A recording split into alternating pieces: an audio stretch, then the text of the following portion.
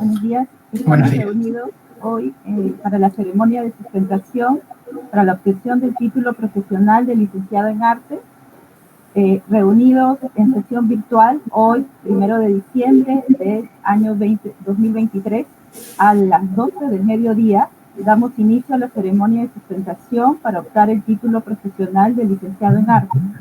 En esta ceremonia estamos reunidos el autor de la tesis, el bachiller Mercín Bengalí Sánchez Torres, y el jurado integrado por los docentes, doctora Sofía Pachas Maceda, presidenta, doctora Nanda Leonardine Herane, asesora, doctor Elton Honores Vázquez y la licenciada Diana Rodríguez Díaz, miembros informantes.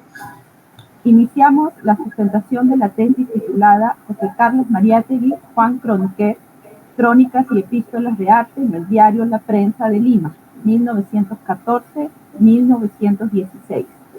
El bachiller Mercín Bengalí Sánchez Torres tiene 20 minutos para sustentar su tesis para optar el título profesional de licenciado en arte. ¿Sí, Mercín? Sí, ok, muchísimas gracias. Voy a compartir pantalla primero, por favor.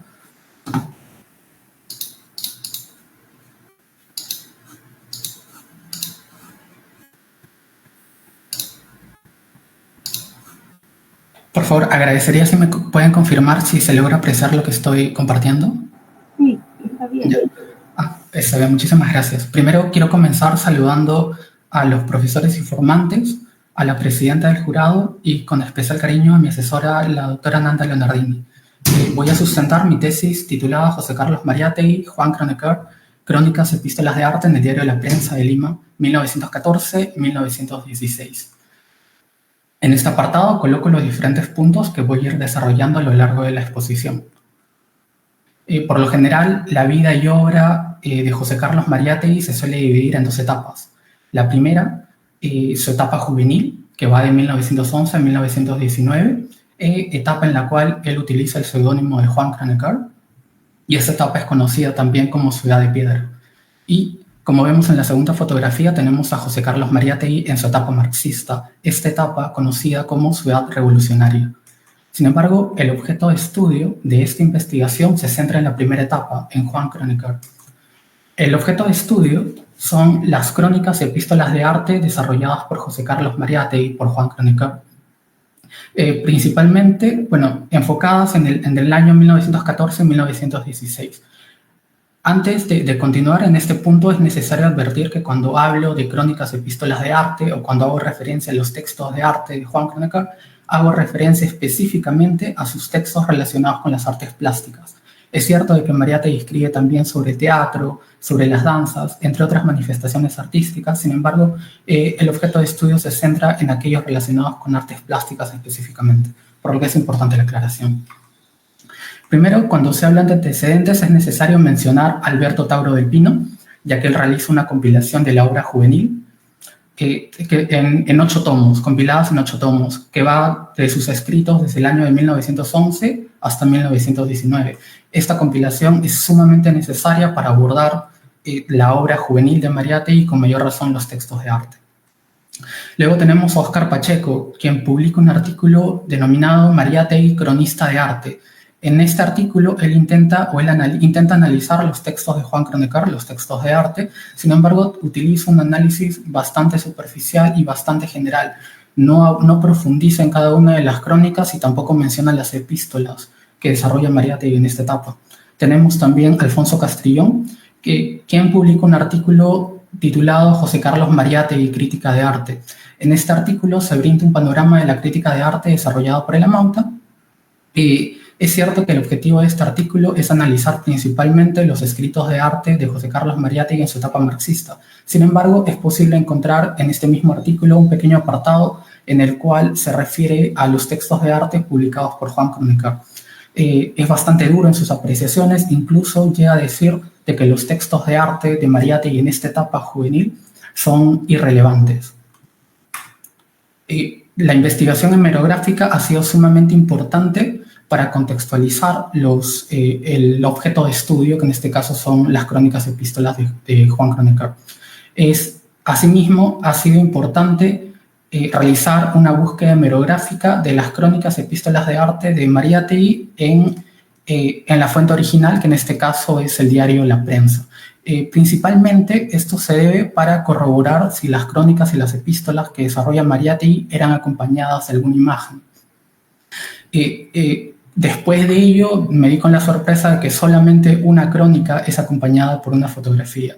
Ninguno de los otros escritos hay una fotografía que acompaña el texto, ¿no?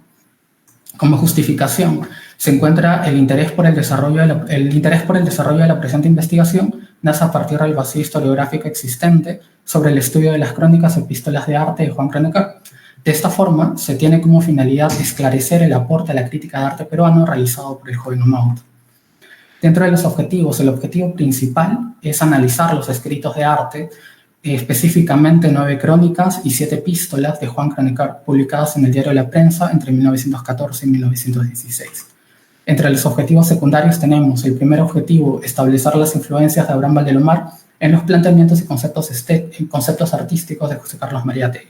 El segundo objetivo es establecer la importancia de la crítica de arte desarrollada por Juan Kronecker. Y el último objetivo es apuntar que su crítica versa principalmente sobre pintura. Como hipótesis se plantea que las crónicas o epístolas de arte de Juan Kronecker forman parte de un proceso singular de modernización local en el campo artístico de la segunda década del siglo XX. El método que se ha utilizado es el método histórico-crítico. En este método es sumamente importante para poder contextualizar los textos de arte de Mariátegui, en este caso las crónicas y epístolas de arte que él desarrolla, y entender el contexto en el cual fueron escritas.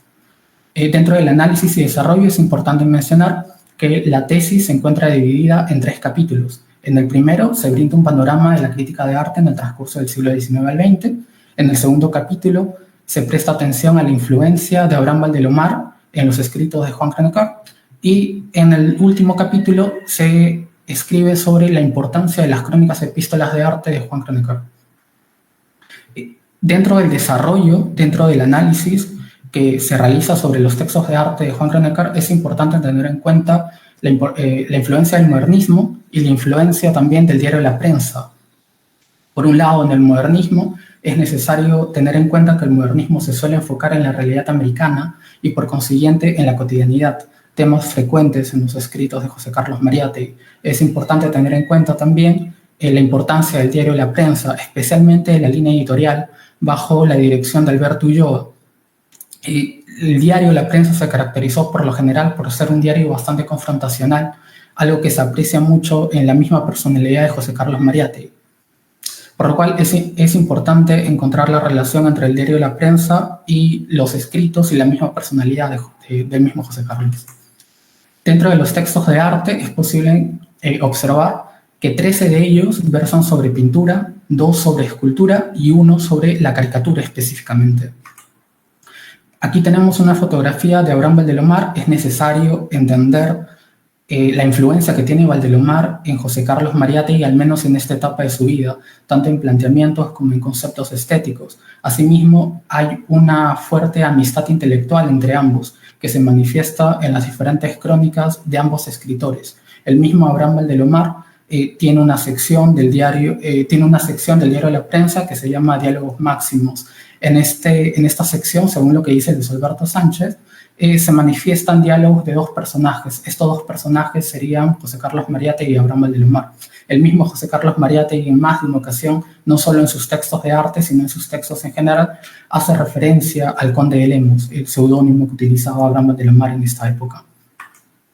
Los textos de arte, tanto en sus crónicas como en sus epístolas, es posible encontrar algunas características generales. Primero, el factor literario, que se observa en la gran mayoría de sus escritos en este periodo. El factor descriptivo, debido a que sus crónicas, por lo general, sus escritos en general no son acompañados de una fotografía, el autor, el cronista en este caso, presta bastante atención a las descripciones que realizan sobre las obras, sobre las exposiciones, sobre las situaciones en general. Es también importante mencionar que sus crónicas, sus textos en general, son sumamente próximos, cercanos, amenos al espectador, al lector en este caso. Y un factor también que considero importante es el humor. Gran parte de la obra de José Carlos Mariátegui se puede apreciar fuerte dosis de humor en sus escritos, incluso en los textos de arte también. Aquí, por ejemplo, vemos una fotografía de una escultura de David Lozano donde se representa a Ramón Castilla. Respecto a esta escultura, José Carlos Mariátegui, Juan Kronecker, dice lo siguiente: la figura arrogante del mariscal libertador se yergue en gallarda actitud. El porte es marcial, el ademán sereno, enérgica la expresión de la cabeza, esa sugestiva cabeza de caudillo, y firme y definido el gesto todo. Vestido militarmente, el mariscal está de pie y apoya una mano en la empuñadura de la cincelada espada que pende de la cintura. Mediante esta descripción, Mariátegui nos brinda una mirada general de la escultura a la cual se está refiriendo. Es importante la descripción, como decía, especialmente frente al lector, que no puede ver la obra, ya que su crónica no va acompañada de fotografías, por lo cual Mariátegui suele ser muy descriptivo en diferentes escritos. Aquí tenemos otro, por ejemplo, sobre una exposición de arte de Eguren Larrea que se da en 1916. Respecto a su exposición, Mariátegui dice lo siguiente: yo admiro mucho entre los cuadros de Eguren Larrea uno que se titula Reino Interior. En él no hay sombras, no hay amantes, no hay confidencias, hay únicamente soledad y desierto, y sin embargo hay también vida, palpitación, sonido, ¿no? Y continúa, aquí se puede apreciar claramente el aspecto literario de sus escritos, ¿no? Y utiliza mucho las metáforas al momento de realizar una apreciación, y asimismo también se observa algo interesante, que Mariátegui pocas veces se refiere específicamente a la obra. En la mayoría de los escritos se observa que Mariátegui hace referencia más a la idea que se encuentra detrás de esta misma obra, ¿no? En las conclusiones, las conclusiones son las siguientes. Número 1. Los primeros usos del término crítico con un significado similar al empleado en la actualidad se remonta a la antigua Grecia. Desde este periodo la crítica ya estaba relacionada con la valoración de una obra. Sin embargo, es en el Renacimiento europeo cuando el término vuelve a cobrar vigencia. Esta vez, bajo una nueva mirada, es utilizada como medio de comparación entre una obra y otra, para establecerla mejor. Desde el siglo XVIII en adelante, los literatos se suman para abordar las exposiciones plásticas, orientar y dirigir no solo el gusto del público, sino también el de los artistas. Número 2. La crítica de arte en América Latina entre fines del siglo XIX e inicios del XX se desarrolló en contextos históricos similares, aquejados por limitaciones y carencias, presentes en la falta de espacios para exposiciones artísticas, academias y estímulos para el surgimiento y desarrollo de las bellas artes. Esta situación provocó que gran parte de la crítica recayera en la pluma de polifacéticos aficionados que la desarrollaron como una más de sus labores, y por otro lado, en artistas locales que cursaron estudios en Europa.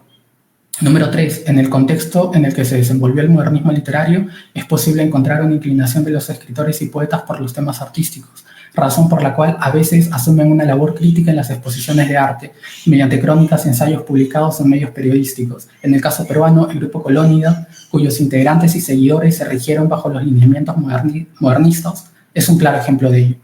Número 4. La crónica se convirtió en el género en prosa más desarrollado por los modernistas, principalmente por su estrecho vínculo con el periodismo. Se apoyaron en el prestigio de la prensa y utilizaron sus espacios en diarios y revistas como medios de difusión de sus labores literarias. Asimismo, vieron en la institución periodística una fuente de empleo al que recurrieron como escape a la pobreza y limitaciones laborales. Las características de las crónicas permitieron a los escritores ordenar la información para concentrarse con detalle en los hechos cotidianos. Es así que estos se convirtieron en los principales temas de interés para los modernistas. Número 5. La constante actividad política del diario La Prensa suscitó el carácter beligerante de la línea editorial contra los opositores políticos que no se regían bajo sus directrices. Este ambiente de constante confrontación caracterizó las 2 primeras décadas de su existencia hasta la toma del diario por Augusto Leguía en 1921. Durante sus años de actividad acogió las plumas de destacados escritores e intelectuales que compartieron con el director Alberto Ulloa una actitud combatiente que en más de una ocasión escapó al plano político y se vio reflejado también en el ámbito literario y artístico, como se aprecia claramente en la controversia generada alrededor de los pintores, el argentino Betóvar Franciscovich y el catalán Roura Oxandaberro. Dicha polémica enfrentó a los redactores de la crónica con los de la prensa. Por lo tanto, el carácter beligerante e indómito de Mariátegui responde no solo a su personalidad, sino también a la influencia de la línea editorial de este último diario. Número 6. La personalidad irreverente de Valdelomar presenta una gran influencia en Mariátegui durante gran parte de su etapa juvenil. A lo largo de las crónicas de ambos se logra apreciar algunos episodios que relatan la complicidad e intercambio intelectual que compartieron, así como la subordinación de Mariátegui frente a la imponente figura de Valdelomar. Dentro de sus crónicas se logra apreciar que ambos coincidieron en tratar el tema cotidiano con la misma familiaridad y buen humor, que en ocasiones se encubre una crítica mordaz y punzante a la sociedad conservadora limeña. Número 7. La dimensión espiritual relacionada con valores morales cobra un rol importante dentro de la concepción estética de Valdelomar, la misma que se rige bajo principios contradictorios como bueno, malo, bello, feo. Esta dicotomía entre uno y otro es compartida por Mariátegui y se manifiesta claramente en sus apreciaciones sobre el concurso Concha de Pintura de 1914.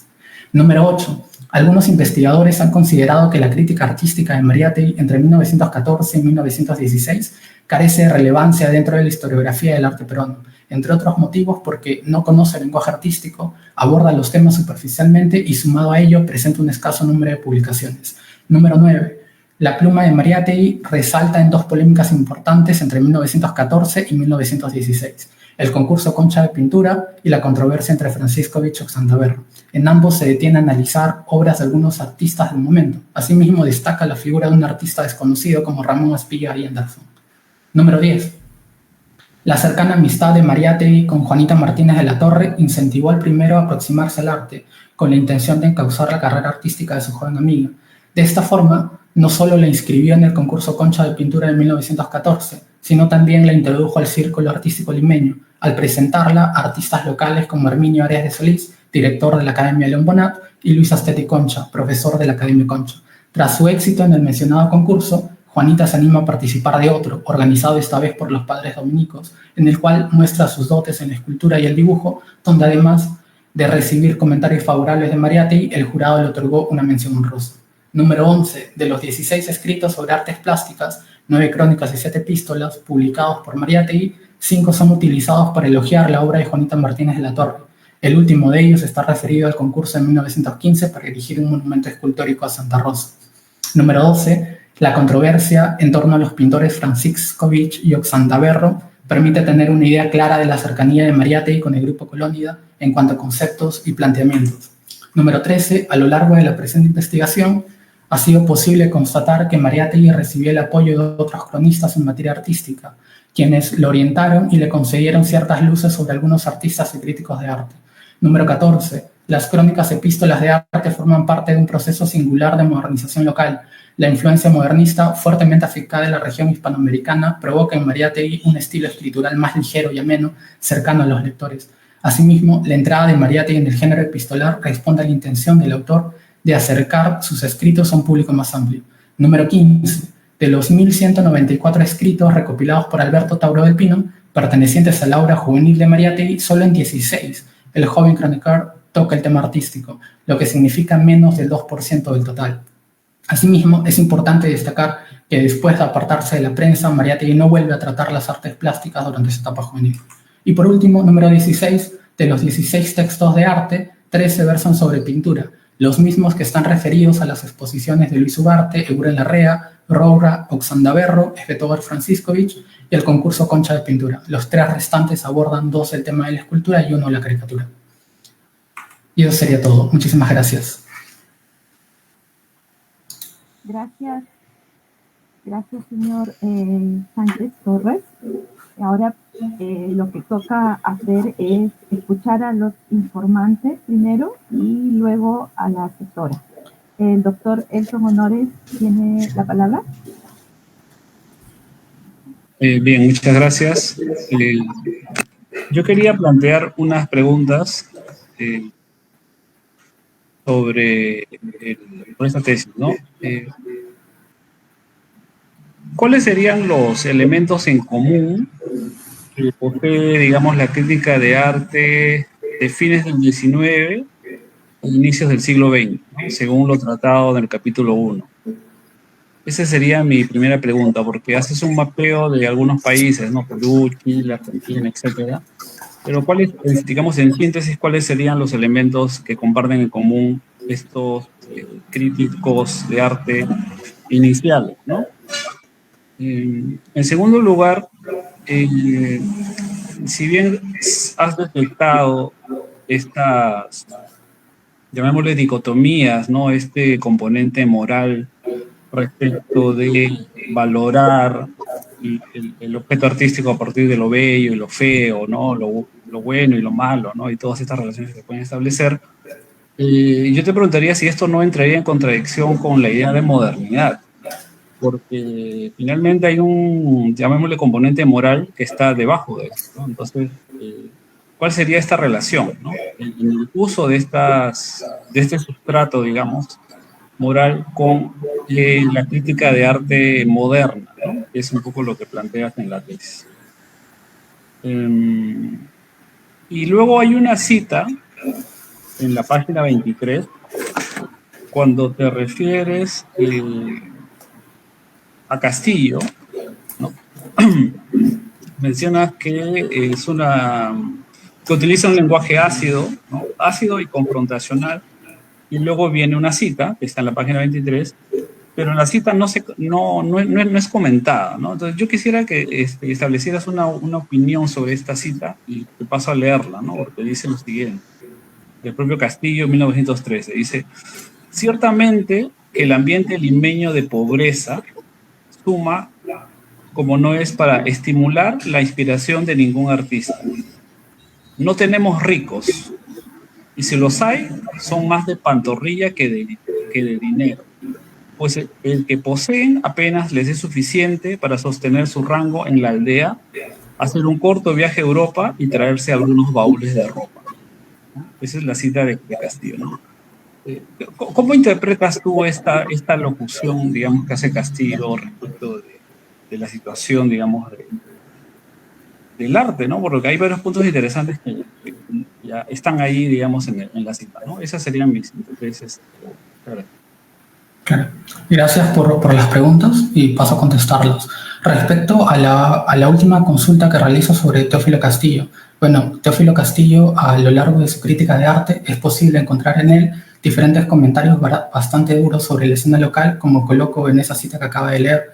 Sin embargo, tiene fuertes comentarios sobre diferentes artistas del medio, por ejemplo, referente a los mismos Colónidas, referente al mismo Mariátegui. Cuando digo que son comentarios duros y comentarios ácidos, es más que nada por los diferentes adjetivos utilizados por el crítico para referirse a ellos, como llamar, por ejemplo, a estos jovenzuelos, a llamar de esa forma o referirse así a los Colónidas y al mismo Mariátegui, ¿no?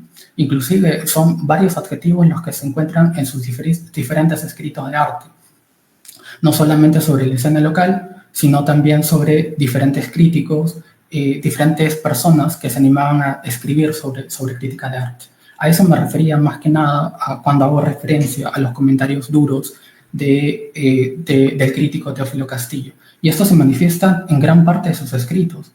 Y es mencionado por otros escritores también. El mismo Mariátegui hace referencia a este punto, a los duros comentarios de Teófilo Castillo, y es por eso que en más de una ocasión le dice: pinte, señor, y escriba menos, ¿no? Haciendo referencia a eso.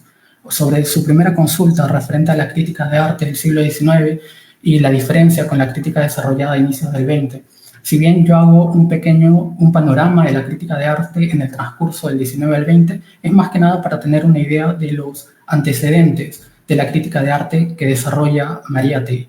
La diferencia se encuentra más que nada en la influencia modernista. La crítica de arte que desarrolla Mariátegui y su generación, por ejemplo, los Colónidos, es muy distinta a la crítica de arte que se puede observar ya sea en Teófilo Castillo, por ejemplo, que es una crítica bastante técnica. Sin embargo, en la crítica desarrollada por el grupo Colónida, desarrollada por el mismo Mariátegui, se ve algo sumamente distinto. Se ve, por ejemplo, el factor literario, que yo considero que es un factor sumamente importante en los escritos de arte de Mariátegui y de esta generación en particular, ya que Mariátegui compila la información, escribe, redacta los textos, y sin embargo, dentro de la redacción no es una redacción en el cual coloque los hechos de forma secuencial simplemente, sino que él dramatiza las situaciones, él analiza los personajes, reflexiona sobre ellos. Ese tipo de crítica no se ve anteriormente. Y es más, aquí me atrevo a comentar una entrevista que José Carlos Mariátegui le hace a un poeta de apellido Luján. En esta entrevista, él le hace una pregunta, le dice: ¿qué opina usted acerca de la generación actual. Y este poeta le dice a Mariátegui algo que me parece sumamente interesante, que es, yo admiro mucho a la juventud, y le dice textualmente, ustedes han traído algo que no existía en mi generación, que es espíritu y gracia en sus escritos, en sus artículos. Eso no existía cuando yo escribía, le dice eso a él. Ustedes brindan una información que no es necesariamente información. Hay espíritu y gracia y fuerte dosis de humor también en sus escritos, ¿no?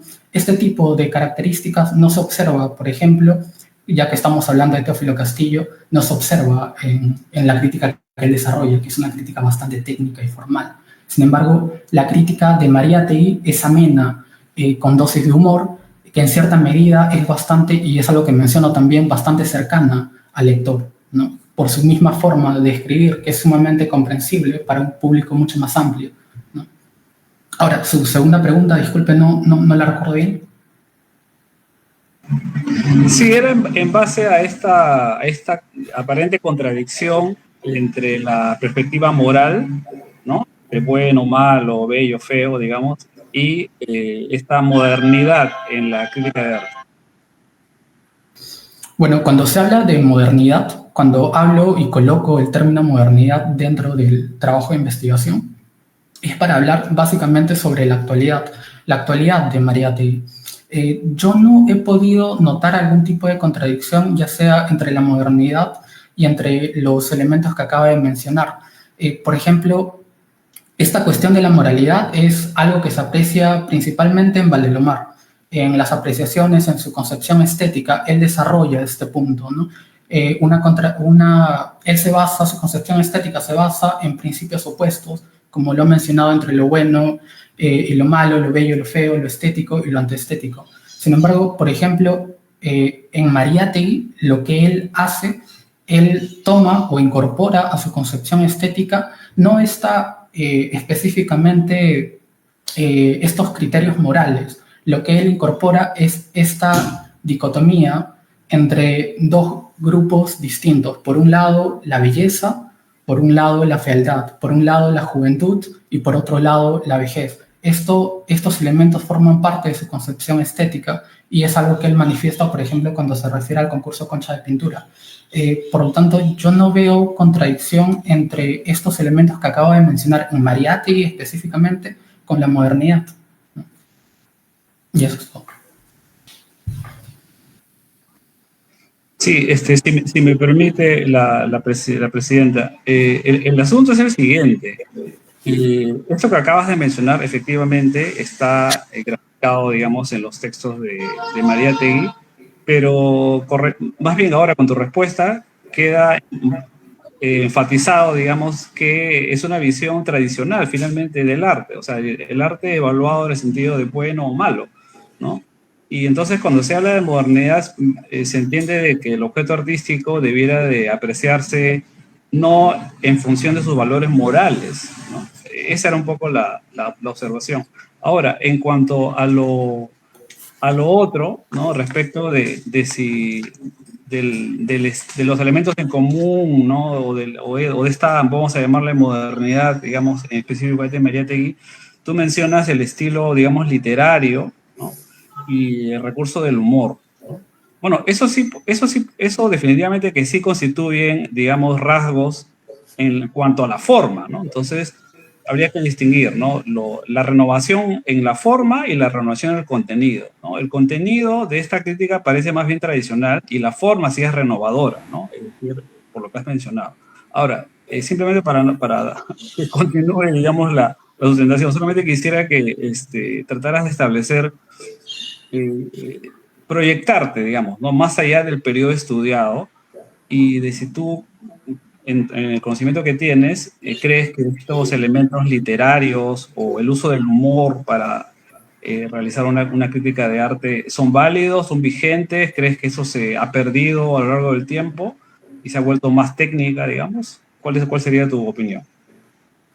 Bueno, respecto a lo que dice, otro aspecto de la modernidad en los escritos de Mariátegui, por ejemplo, son en los temas tocados, en los temas de la cotidianidad, cuando aborda, por ejemplo, el tema de la moda, cuando aborda temas sumamente cotidianos, la forma de abordarlos también, para mí todo eso es sumamente moderno. Quizás, como menciona usted, en la forma, en estos valores morales, se puede observar cierto elemento tradicional, ¿no? Sin embargo, en los temas y en la forma, como también menciona, bueno, se aprecia claramente la influencia de la modernidad, especialmente en el factor literario y en el elemento del humor presente en sus escritos, ¿no? Ahora, respecto a si, por ejemplo, hablando de la crítica en general, esta cuestión de realizar una crítica, por ejemplo, cuando los escritores desarrollan crítica de arte, que es algo que se puede ver en esta generación, en Mariátegui, que se puede ver en Rubén Darío, por ejemplo, que también desarrolla lo mismo, ellos desarrollan un tipo de crítica utilizan varias referencias literarias para criticar una obra. Sin embargo, prestan mayor atención a su pluma que a la obra misma a la cual se están refiriendo. Por lo tanto, lo que dice en general la crítica es que estos textos, los escritos ya sea de Mariátegui o de Rubén Darío, por ejemplo, es como si ellos cuando escriben están desarrollando una obra muy distinta a la obra a la cual se están refiriendo, ¿no? Entonces, ese tipo de crítica que es desarrollado por los escritores en el siglo XIX, se puede apreciar también, que es un tipo de crítica desarrollada principalmente por escritores, ha sido sumamente criticada en el siglo XX, ¿no? En donde se ha criticado, y eso lo coloco también en el desarrollo de la tesis, en donde hay algunos estudiosos, investigadores que han criticado este aspecto, que han llegado a decir ese tipo de crítica puede presentar diferentes características, sin embargo, o puede ser una obra de arte también, sin embargo, no es crítica, ¿no? Ya que ellos están creando una obra distinta, ¿no? Entonces, es en la segunda mitad del siglo XX, especialmente, donde podemos encontrar a diferentes investigadores que han criticado este factor literario que se puede encontrar en el desarrollo de la crítica de arte, ¿no? De acuerdo, muchas gracias. Gracias, doctor Honores. La segunda informante, la licenciada Diana Rodríguez, tiene la palabra. Bien, muchas gracias. Buenas tardes. Primero quisiera felicitar al tesista, al bachiller Mercín Sánchez, por la investigación realizada, el cual presenta un estudio muy bien sistematizado y detallado sobre las crónicas y epístolas de arte de Juan Croniquer en el diario La Prensa de Lima, en el cual se delata una contextualización exhaustiva, así como nos brinda una conceptualización sobre la crítica de arte y un panorama sobre la crítica de América Latina, lo que nos permite ubicar al escritor peruano en el contexto regional. Asimismo, se destaca la adecuada ubicación de Mariátegui en el contexto intelectual limeño, en el que se enfatiza su contacto con esas personalidades del medio local. Además, su investigación constituye un aporte al realizar un exhaustivo análisis sobre la obra, poco atendida y desestimada por los investigadores, en especial a lo correspondiente a los temas de arte. Un aspecto importante y por lo cual también lo felicito, aparte de su rigor académico y manejo de fuentes directas, es por la redacción y en especial por su gran interés al llevar a cabo esta tesis en pleno periodo de pandemia, los cuales fueron momentos muy difíciles en el mundo, por lo cual también hago extensivo las felicitaciones a la asesora, a la doctora Nanda. Bien, al respecto, al realizar la lectura de su tesis, me despertaron ciertas inquietudes que paso a formularlas.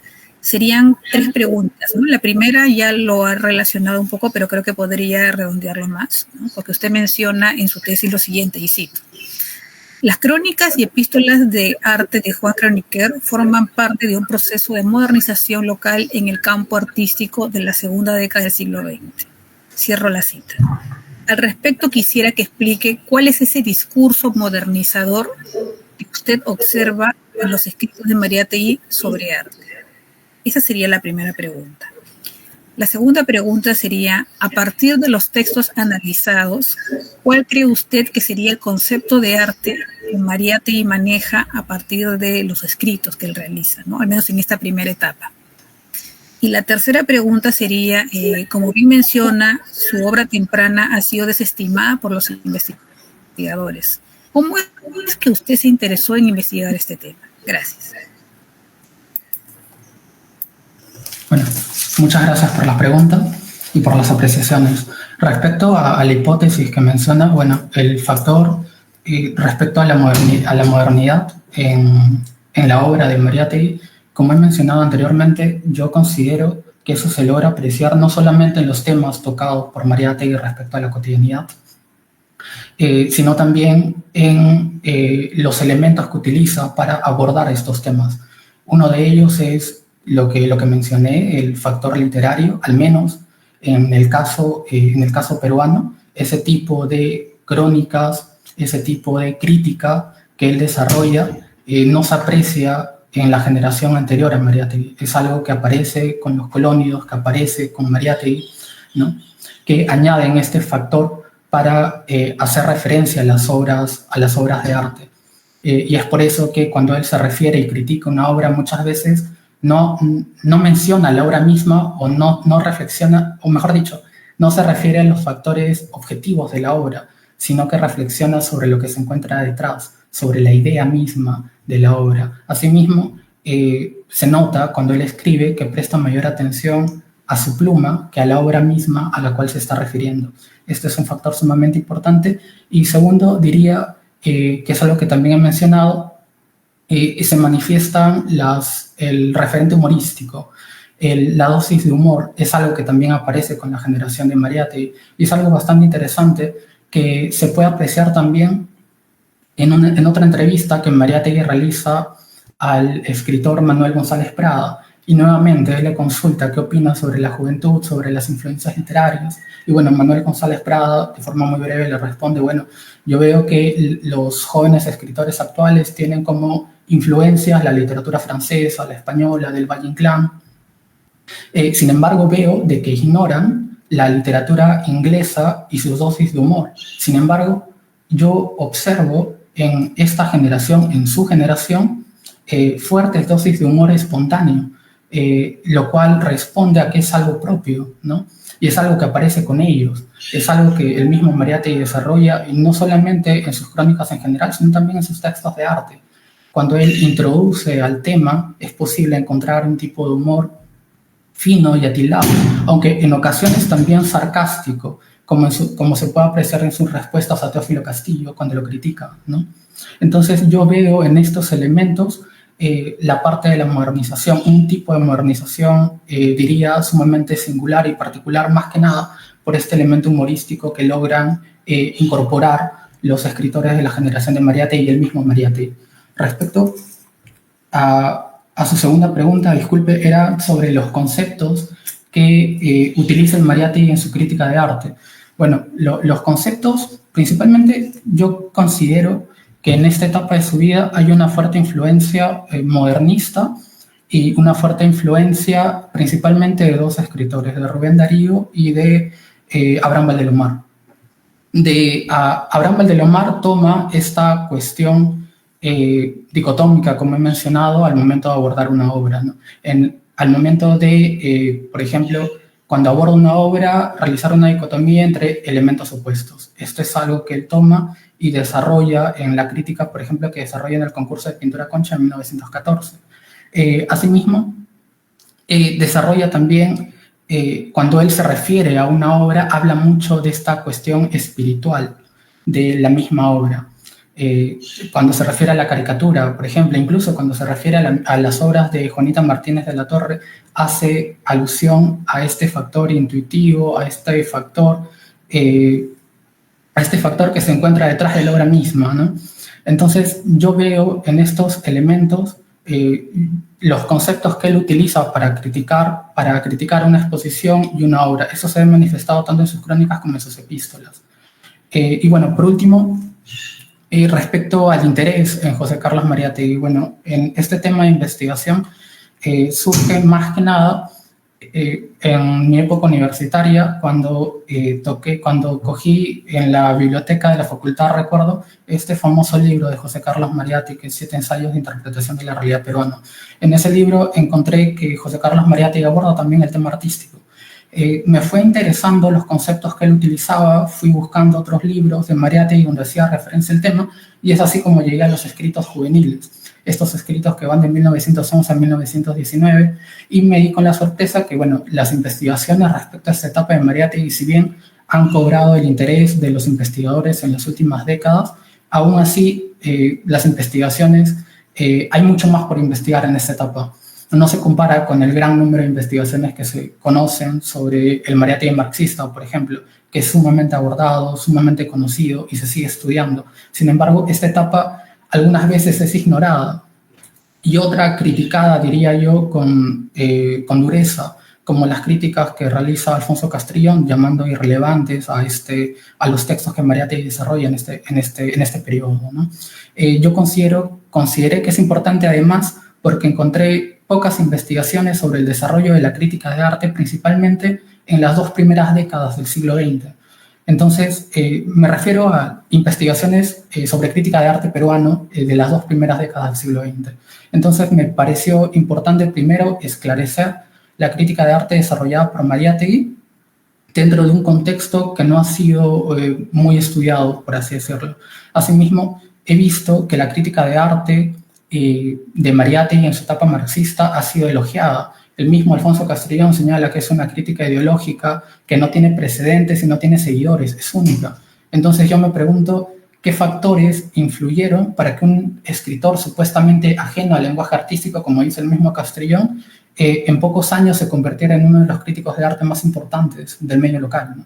Entonces es ahí donde nace mi interés por esta etapa de José Carlos Mariátegui, ¿no? Gracias. Muy bien, muchas gracias. ¿Conforme? Sí. Entonces, corresponde ahora a la doctora Dana Leonardini como asesora del señor Sánchez Torres. Buenas tardes, Mersin. Buenas tardes. A lo largo de estos minutos en que nos encontramos reunidos, varias veces has hecho mención a Rubén Darío. Y me gustaría que un poco profundizaras cómo es la manera que los textos de Rubén Darío están influyendo sobre Mariátegui, que además coincidentemente Rubén Darío muere en 1916, ¿no? Y en esa época él escribía mucho para el diario La Nación de Buenos Aires, ¿no? Era como un cronista, perdón. Entonces, es probable que estos diarios nos estén llegando a nosotros y Mariátegui esté de manera permanente en contacto con la obra de Rubén Darío, que en realidad él es el iniciador del modernismo en literatura. Y el modernismo en literatura lo reconocen los literatos, que me desmienta el profesor Honores, nace en América Latina. Y entonces es el gran aporte que nosotros le hemos dado a Europa, ¿no?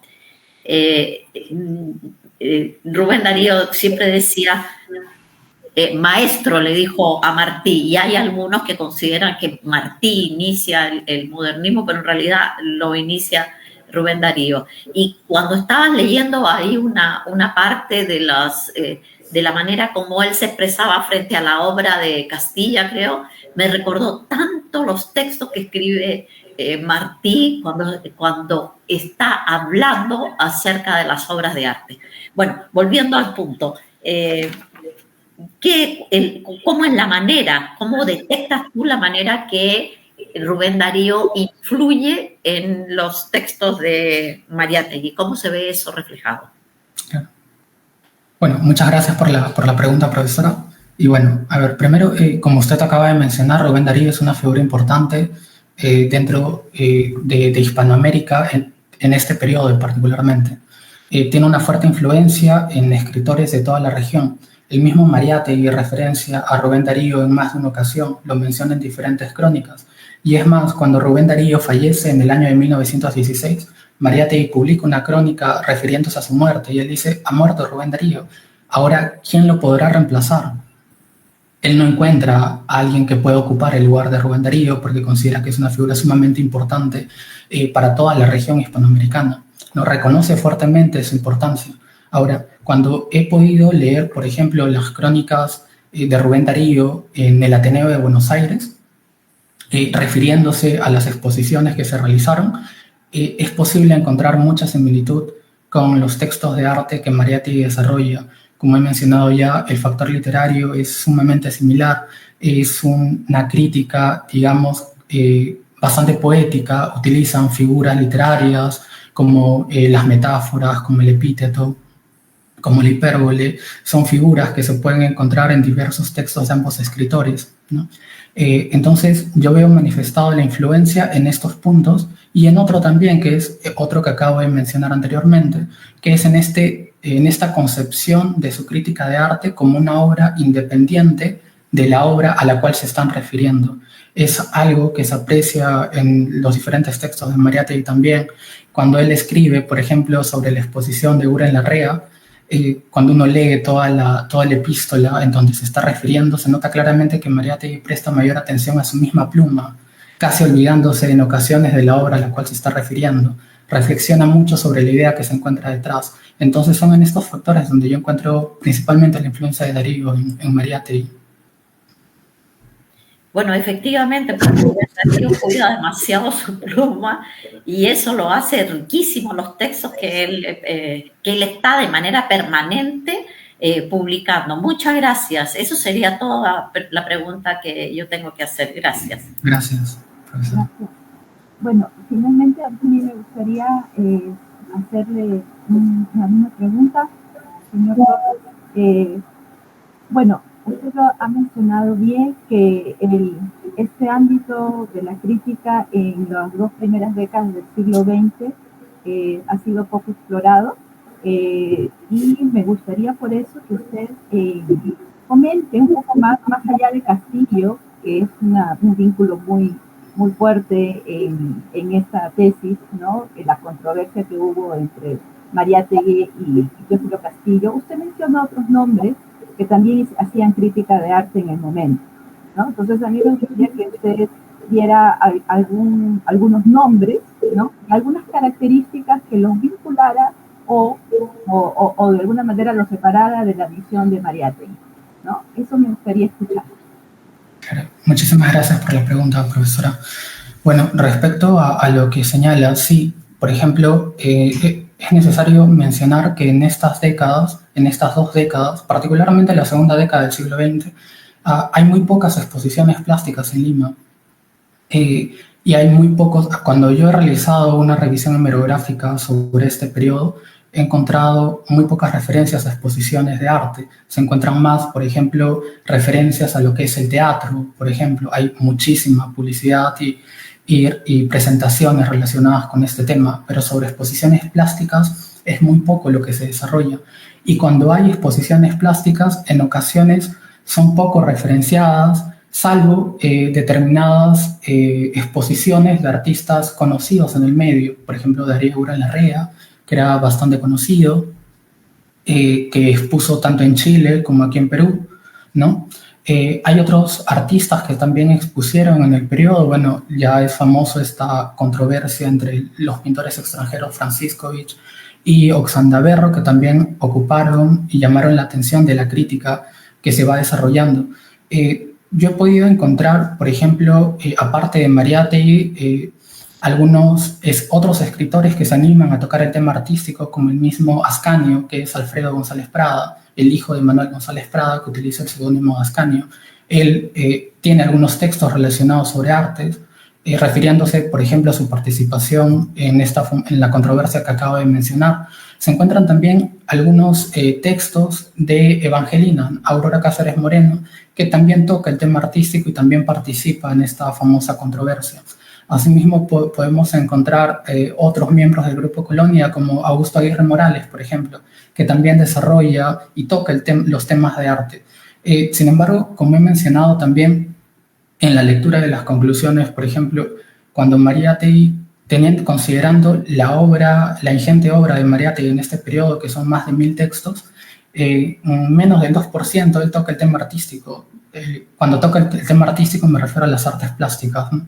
Estos textos no son sumamente escasos comparado con su obra general.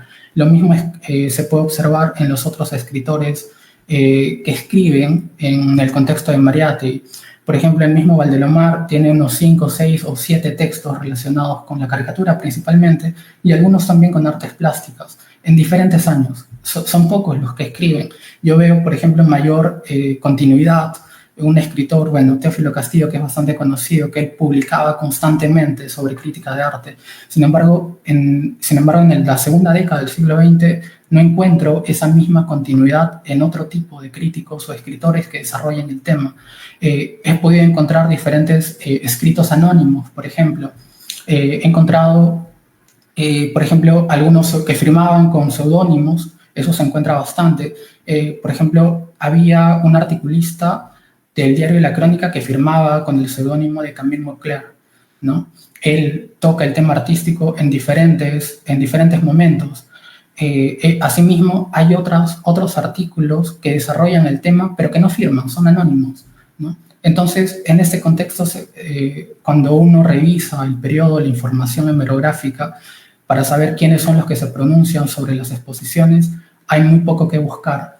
O mejor dicho, uno tiene que buscar mucho para encontrar a alguien que escriba sobre el tema y que lo desarrolle, ¿no? Por eso mismo digo, y en este punto cito al mismo Alfonso Castrillón, que él señala que, bueno, si bien habían pocas exposiciones de arte en Lima, bueno, esto se debe a la pobreza del medio cultural, ¿no? Que impidió, por ejemplo, que Mariátegui desarrolle todo su potencial. Tiene que irse a Europa para recién convertirse en un crítico, ¿no? Crítico de arte que desarrolle los temas con conocimientos de causa, ¿no? A lo que no ocurre en la etapa juvenil. Esto es para Alfonso Castrillón, ¿no? Sin embargo, sí es cierto que el medio cultural de ese momento es sumamente limitado. Ya, gracias. Solo para recordar algo, era limitado, pero era muchísimo mejor de lo que había pasado en la última década del 19. Ah, claro, sí. Sí, ¿Ya? sí. Ok, entonces ya resueltas las preguntas, vamos a pasar al momento de liberar el jurado, así que por favor vamos a invitar al tesista que salga de la sesión y le avisaremos cuando hemos concluido. Gracias. Gracias.